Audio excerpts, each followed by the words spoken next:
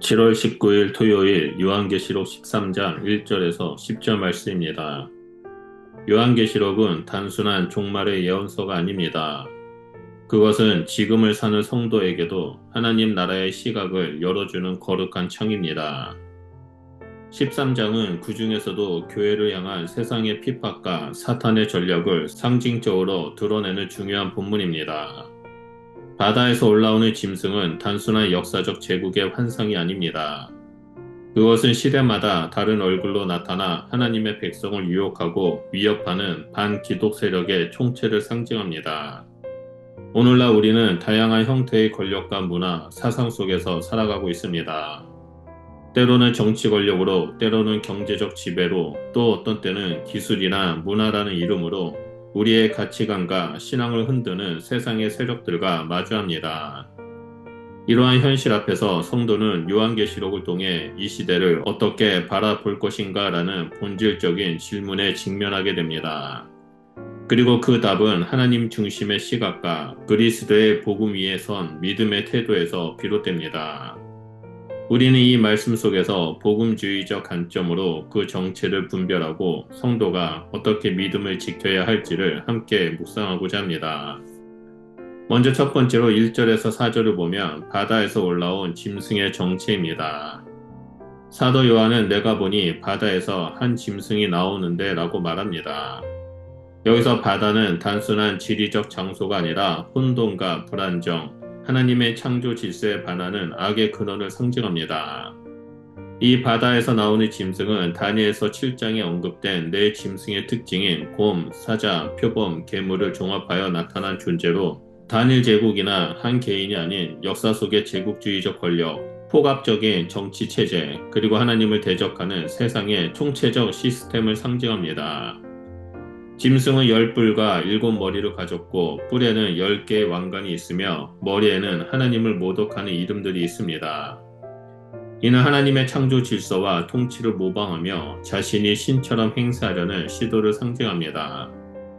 요한계시록은 단순히 로마 제국만을 비판하는 것이 아니라 모든 시대를 관통하며 반복하는 반하나님의 권세에 대한 영적 통찰을 제공합니다. 3절에서 짐승의 머리 하나가 죽임을 당한 것 같더니 치유되자 온 세상이 놀라며 짐승을 따르게 됩니다. 이는 악이 마치 죽음을 이기고 부활한 듯한 환상을 통해 대중을 현혹하는 모습으로 보여집니다. 세상은 강해 보이고 매혹적으로 보이며 누가 이 짐승과 같으냐며 그 권세 앞에 경배하게 됩니다. 그러나 그 모든 권세는 사실 사탄에게서 비롯된 것이라는 점이 강조됩니다. 복음주의 관점에서 이 짐승을 단순한 적그리스도나 특정 시대의 인물로 보지 않습니다. 오히려 인간의 역사 속에서 반복적으로 출현하는 세속의 권세와 우상화된 체계를 포함하여 궁극적으로는 예수 그리스도를 대적하는 반복적이고 포괄적인 존재로 해석합니다. 이는 단순한 미래 예언이 아니라 현재를 사는 성도가 영적으로 깨어 있어야 할 필요성을 드러냅니다.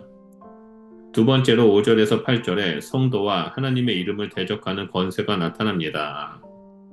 짐승은 42개월 동안 활동하며 하나님을 모독하고 성도들을 핍박할 권세를 받습니다. 42절은 다니엘과 요한계시록에서 반복되는 종말적 상징 숫자로 짧고 제한된 시간, 즉 하나님의 통치 아래 허락된 기간을 뜻합니다. 이 기간 동안 짐승은 교회를 공격하고 성도들의 신앙을 흔들며 예배의 대상을 하나님이 아닌 자신으로 바꾸려 합니다. 짐승이 말하는 모독은 단지 언어적인 저주가 아니라 하나님의 주권을 부정하고 거짓된 종교와 사상을 통해 하나님의 백성을 유혹하는 이념적 폭력을 포함합니다. 이는 오늘날에도 여전히 나타납니다. 인간의 이성을 절대화한 세속적 인본주의, 절대 진리를 부정하는 상대주의, 돈과 권력을 신처럼 여기는 자본주의 우상화는 모두 짐승의 또 다른 얼굴이라 할 수 있습니다. 그러나 이 짐승은 모든 사람을 지배하지 못합니다.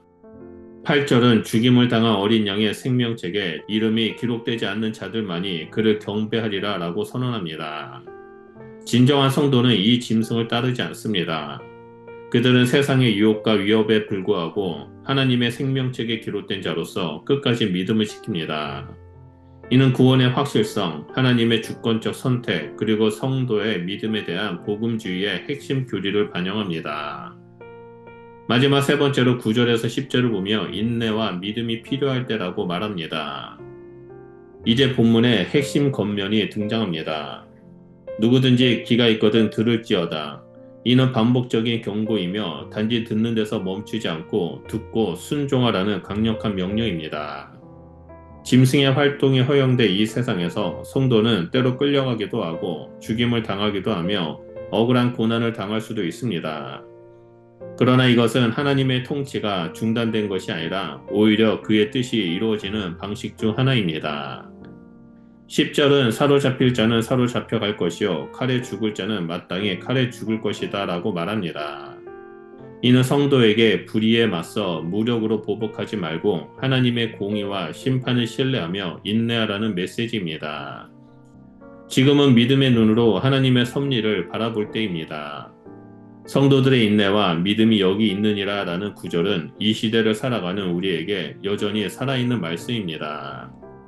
복음주의 관점은 여기서 종말론의 핵심을 단순히 미래의 재난 예언으로 보지 않고 현재의 신앙생활에 대한 적극적인 권면으로 받아들입니다. 고난은 종말의 전조이자 동시에 성도가 그리스도를 본받을 기회입니다.